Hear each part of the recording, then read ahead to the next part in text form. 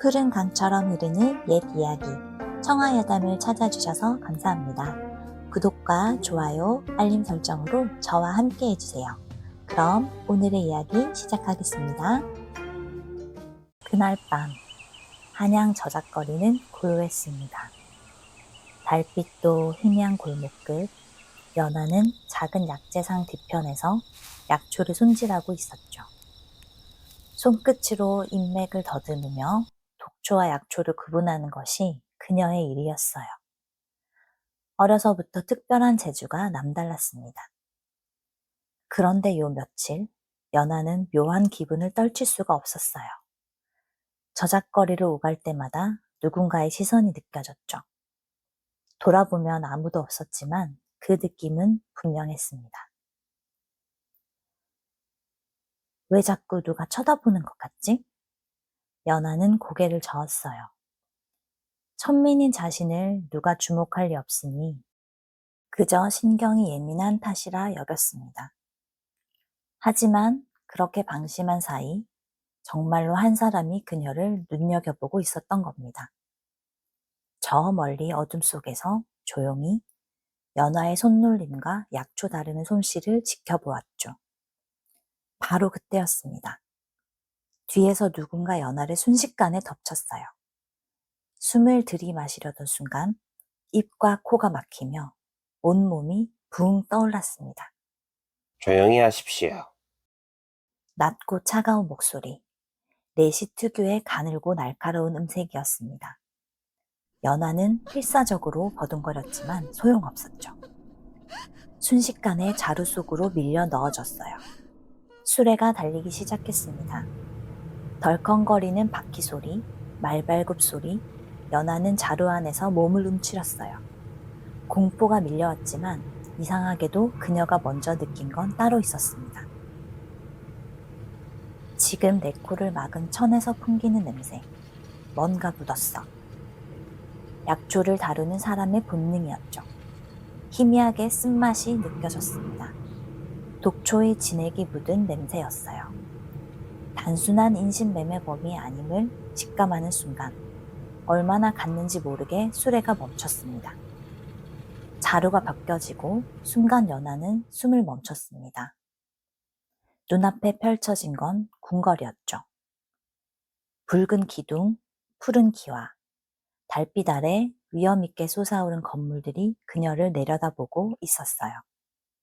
여기가 어디냐고 묻지 마십시오. 넷이 아나가 차갑게 말했습니다. 연하는 떨리는 목소리로 물었죠. 어찌 그리 급히 사람을 끌고 가시는 겁니까? 대답은 없었어요. 그저 앞으로 걸으라는 손짓뿐이었습니다. 끝없이 이어지는 복도, 붉은 등불이 길을 밝혔죠. 연화의 심장은 미칠 듯이 뛰었어요. 궁궐에 끌려온 천민이 무사할 리 없었습니다. 하지만 도착한 곳은 예상과 달리 내의원이었습니다. 약재 냄새가 코를 찔렀죠. 당귀, 황기, 감초, 연화가 매일 다루던 것들이었어요. 긴장이 조금 풀렸습니다. 이분이십니까? 나이든 의관 하나가 연화를 위아래로 훑어봤어요. 의심 가득한 눈빛이었죠. 약재를 아주 잘하는 여인이라 들었습니다. 내시가 대답하자 연화는 고개를 숙였어요. 세자조하께서 위독하시다. 네가 병과 안호를 맡게 될 것이니 명심하여라. 단 하나라도 잘못되면 네 목이 달아날 줄 알아라. 세자라고요? 연화는 눈을 크게 떴습니다. 천민인 자신에게 세자를 돌보라니. 하지만 거부할 수 없었죠. 이튿날, 연하는 세자의 침전으로 안내받았습니다. 문이 열리는 순간 그녀는 숨을 죽였어요. 침전 안은 어둡고 무거웠습니다. 향 냄새가 진하게 배어 있었죠.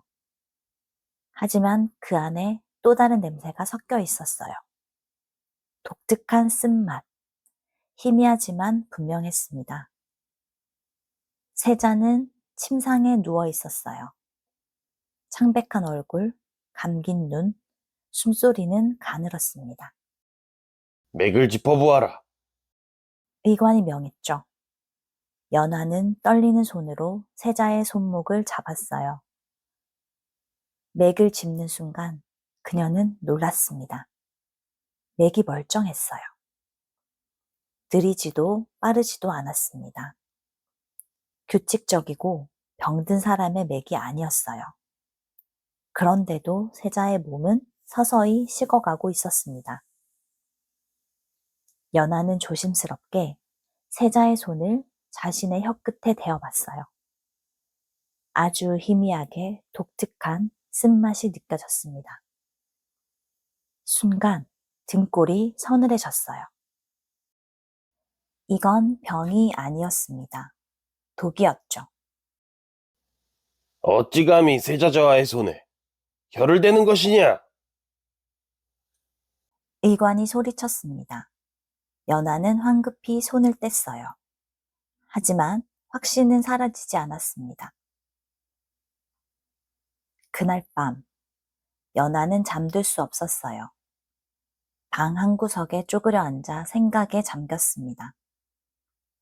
보쌈이 되어 끌려온 이유를 이제야 알 것 같았어요. 자신이 독을 감별할 수 있는 사람이라 끌려온 것이었죠. 하지만 왜 하필 나일까? 연화는 무릎을 껴안았습니다. 두려움과 동시에 알았죠. 여기서 살아남으려면 진실을 밝혀야 한다는 걸. 사흘이 지났습니다. 연화는 매일 세자의 침전에 들어가 맥을 짚었어요. 의관들은 그녀에게 일절 말을 걸지 않았습니다. 그저 조용히 관찰할 뿐이었죠. 그러나 세자의 상태는 나아지지 않았어요. 아니, 점점 악화되고 있었습니다. 손끝이 더 차갑게 식었고 입술은 파래졌죠. 의관들은 온갖 약을 다렸지만 소용없었어요. 연화의 확신은 더 강해졌습니다. 그날 아침, 그녀는 결심했어요. 세자가 죽으면 자신도 죽을 것을 알기에 더 이상 침묵할 수 없었습니다. 아래옵니다. 연화는 의관 앞에 무릎을 꿇고 말했습니다. 이건 병이 아니라 독이 옵니다. 순간 내의원이 조용해지고 의관은 눈이 커지며 놀란 표정을 지었습니다. 다른 의원들도 고개를 돌렸죠. 감히 네가 지금 무슨 말을 하는 것이냐? 독이라니! 의관이 차갑게 물었어요. 연화는 떨리는 목소리로 설명했습니다. 세자 저의 맥은 멀쩡하옵니다. 하지만 손끝이 차갑게 씻고 계시죠. 이는 독초의 증상이 분명하옵니다. 증거가 있느냐? 연화는 고개를 숙이며 말했어요. 제 혀끝으로 느꼈습니다. 하하하. 혀끝이라고? 의관이 비웃었습니다. 그때 문이 열리며 한 남자가 들어왔죠. 그는 진의관 윤시훈이었습니다. 키가 크고 어깨가 넓었어요. 관복 차림이었지만 허리춤에 패찰이 달려 있었는데 진의관의 표식이었죠. 윤시훈은 연화를 내려다 봤어요. 차갑고 날카로운 눈빛이었습니다. 보쌈해온이 천한 여인이 독을 한다고? 차가운 목소리의 연화는 고개를 들어 윤시훈을 똑바로 봤어요. 떨렸지만 물러설 수 없었습니다. 제 손끝과 혀는 독초의 숨을 가려낼 줄 압니다. 혹시 네가 독을 탄 것이냐? 연화의 심장이 철렁 내려앉았어요. 하지만 그녀는 고개를 저었습니다. 아니옵니다. 저는 독을 찾아낸 것이옵니다. 윤시우는 한참 연하를 응시했어요. 그 눈빛에 뭔가 복잡한 감정이 스쳤습니다. 사흘을 주겠다. 만약 네 말이 거짓이면 넌 영무죄로 다스려질 것이다. 그는 돌아서며 말했습니다. 그럼 어디 증명해 보아라. 문이 닫히고 연하는 그 자리에서 무릎을 꿇은 채 절망에 빠졌습니다. 사흘, 고작 사흘밖에 없었습니다. 그날 밤부터 연하는 세자의 침전을 샅샅이 뒤졌어요. 약재, 음식, 침구, 모든 걸 손끝으로 더듬고 혀끝으로 확인했습니다. 이틀째 되는 날이었어요. 드디어 연하가 무언가를 발견했는데 그것은 세자가 즐겨 마시는 대추차였죠. 달콤한 향이 싱그러운 대추차. 그녀는 조심스럽게 차를 한 모금 머금었습니다. 혀끝에 단맛이 퍼졌어요. 하지만 그 뒤로 독특하게 희미한 쓴맛이 느껴졌습니다. 바로 이거였어요.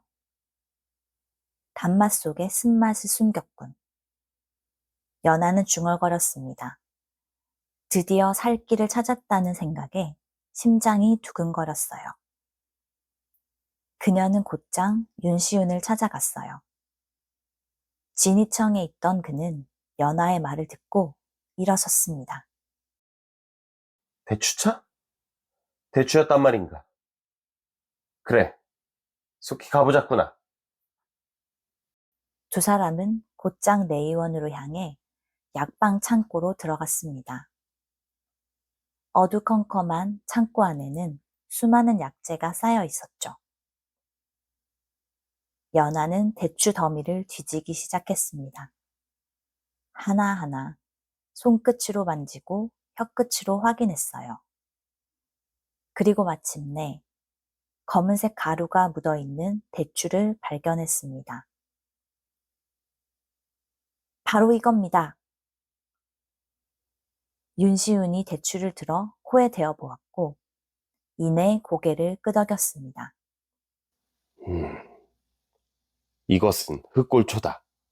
연하의 예상이 맞았어요. 흑골초는 100일에 걸쳐 서서히 목숨을 앗아가는 독초였습니다. 바로 그때였어요. 무슨 소란이요? 뒤에서 목소리가 들렸습니다. 내의원의 부재조를 맡고 있는 최여인이었어요. 그의 표정은 지나치게 차분했습니다. 약방 창고는 내가 관리하는 곳이오마. 윤시윤이 대추를 내밀었어요. 이것에 흑골초가 묻어있다. 어떻게 된 영문인지 말해보거라. 최여인의 눈빛이 파르르 하고 흔들렸고 아주 짧은 순간이었지만 연하는 그 순간을 놓치지 않았어요. 사흘째 되는 날 아침 윤시윤이 표정이 굳은 채로 연하를 찾아왔어요. 대추를 공급한 약재상을 찾았소. 그런데 이미 도주했소. 연하의 가슴이 철렁 내려앉았어요. 증거가 사라진 거였습니다. 하지만 흔적을 찾았소이다. 윤시윤이 쪽지 하나를 꺼냈습니다. 찢어진 종이였죠. 글씨는 흐릿했지만 읽을 수 있었어요. 북쪽, 그분의 뜻을 따르라. 북쪽? 연하가 되물었습니다. 윤시윤이 낮게 중얼거렸죠. 배세자의 숙부, 북쪽으로 유배낸 이궁이요. 연하는 숨이 막혔어요. 왕실의 권력 다툼에 휘말린 거였습니다. 세자를 독살하려는 음모, 그 배후에 이궁이 있었던 거죠. 그렇다면 최여인도 그렇소. 그 자는 이궁의 사람이요. 하지만 증거가 부족하오. 윤시윤의 목소리가 차가웠습니다. 한 가지 방법이 있어. 세자를 살리는 것이오. 연하는 고개를 들고 말했어요. 해독제가 필요하온데 흑골초의 독을 푸는 약은 설사미옵니다. 하지만 시간이 열흘은 걸릴 겁니다. 윤시윤의 얼굴이 어두워졌어요. 세자께서 열흘을 버티지 못하오. 연하도 알았습니다. 세자의 상태는 급격히 악화되고 있었어요. 백년산삼. 연하가 중얼거렸습니다. 백년산삼의 약성이 설삼과 비슷하옵니다. 하지만 불의 세기와 시간, 순서가 조금이라도 틀리면 독이 되어 버리지요. 윤시우는 한참 연하를 바라보다 말했습니다. 할 수 있겠소? 연하는 고개를 끄덕였습니다. 제 손끝을 믿으십시오. 윤시운도 고개를 끄덕였어요. 그대의 손끝을 믿어보겠소. 이튿날 윤시운이 백년산삼을 구해왔습니다. 작고 말라 비틀어진 산삼이었어요. 연하는 산삼을 혀끝에 대어봤습니다.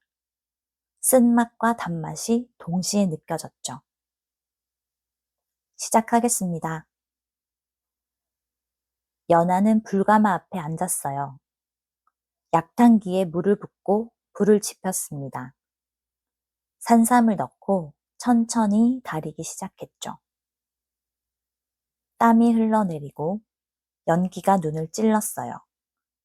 하지만 연하는 손끝으로 불의 온도를 끊임없이 확인하면서 집중했습니다.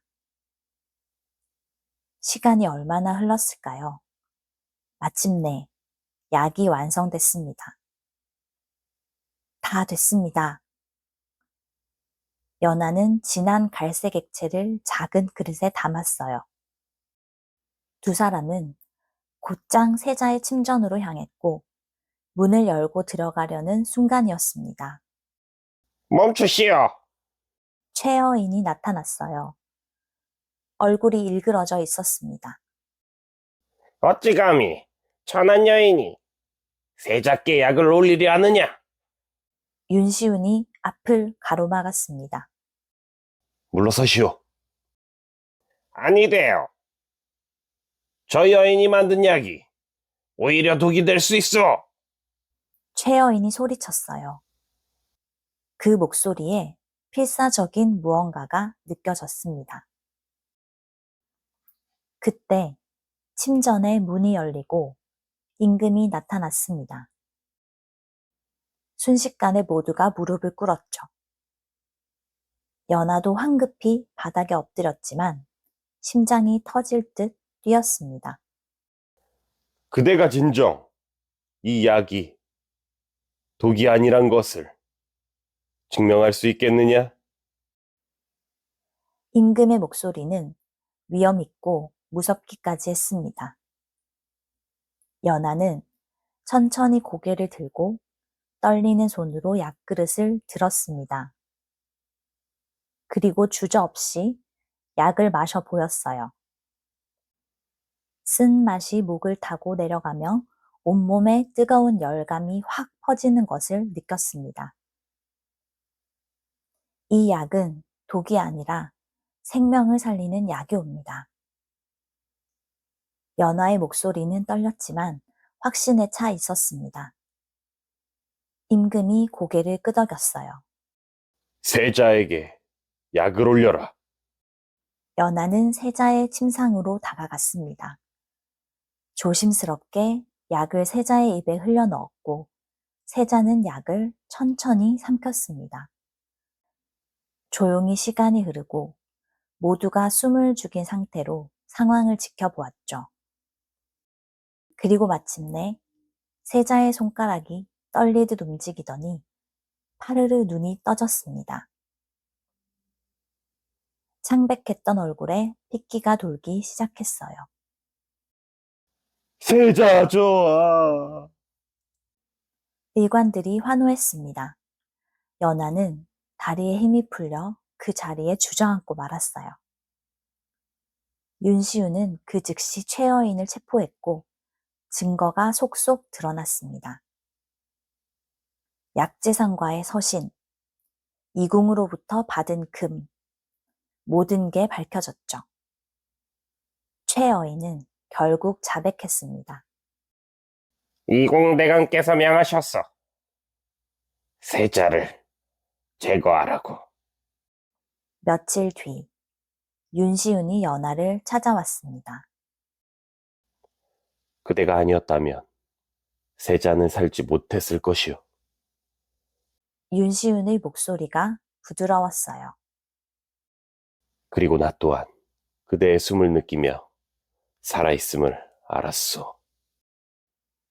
연하는 얼굴이 뜨거워짐을 느끼고 고개를 살짝 숙였습니다. 저는 그저 보쌈되어 온 몸, 감히 그런 말씀을 들을 자격이 없사옵니다. 윤시윤이 가까이 한 걸음 다가왔어요. 자격은 내가 정하는 것이오. 그 보쌈도 이 궁의 계략이었소. 그대를 궁에 들여 독살 음모의 주범으로 몰아 책임을 떠넘기려 했던 것이오. 연하의 몸이 얼어붙었습니다. 처음부터 그녀는 함정에 빠진 거였어요. 하지만 그대는 그 함정을 깨뜨리고 나라를 구했소. 두 사람의 마음에 애틋함이 퍼지던 그날 밤, 임금의 부름이 있었습니다. 연하는 떨리는 마음을 안고 대전으로 향했어요. 고개를 들어라. 임금의 목소리가 들렸어요. 연하는 천천히 고개를 들었습니다. 세자를 살린 자가 바로 너로구나. 송구하옵니다. 그런 말씀을. 이렇게 큰 일을 하였는데 참으로 겸손하구나. 임금이 웃었습니다. 따뜻한 웃음이었어요. 보쌈으로 궁에 들어온 여인이 나라를 살렸는데 어찌 자격이 없겠느냐. 네, 연화에게 명하노라. 임금의 목소리가 위엄있게 울렸습니다. 이제부터 너를 여의관으로 삼는다. 그리고 한성부 판윤, 윤시윤에게 명하노라. 연하를 그대의 배필로 맞이하거라. 순간 세상이 멈춘 것 같았습니다. 연하는 떨리는 마음으로 윤시윤을 바라보았고, 그런 그도 그녀를 바라보고 있었습니다. 명을 받들겠사옵니다, 전하. 고개를 숙이는 윤시윤의 목소리가 떨렸습니다. 은혜 잊지 않겠나이다. 연하는 흐르는 눈물을 감출 수가 없었어요. 며칠 뒤 그 둘의 혼례가 치러졌습니다. 소박했지만 정성스러운 혼례였어요. 세자께서도 직접 나오셨습니다. 이 은혜를 어찌 갚아야 할지 모르겠소. 세자께서 말씀하셨어요. 연하는 고개를 숙였습니다. 살아계신 것만으로 충분하옵니다. 혼례가 끝나고 연하는 윤시윤의 저택으로 향했어요. 수레 안에서 그녀는 창밖을 바라봤습니다. 후회하지 않소? 윤시윤이 물었어요. 어찌 후회하겠습니까? 제 손끝으로 세자 저하를 살렸고 이제 나리의 손을 잡고 있는데요. 윤시윤이 연하의 손을 꽉 잡았습니다. 이제부터는 내가 그대의 손을 놓지 않겠소. 저택에 도착했을 즈음 해가 지고 붉은 노을이 하늘을 물들였습니다. 그날 밤 연하는 창가에 앉아 달을 바라봤어요. 보쌈되던 그날 밤도 이렇게 달이 떠 있었지만 지금은 느낌이 완전히 달랐죠. 그녀는 손끝으로 세자를 살리고 나라를 구했으며 이제 한 남자의 운명이 되었습니다. 진심과 지혜는 신분을 넘어 운명을 바꾼다는 것. 연하는 그걸 증명해낸 겁니다. 그 뒤로 두 사람은 오래오래 백년해로 하며 행복한 날들을 보냈답니다.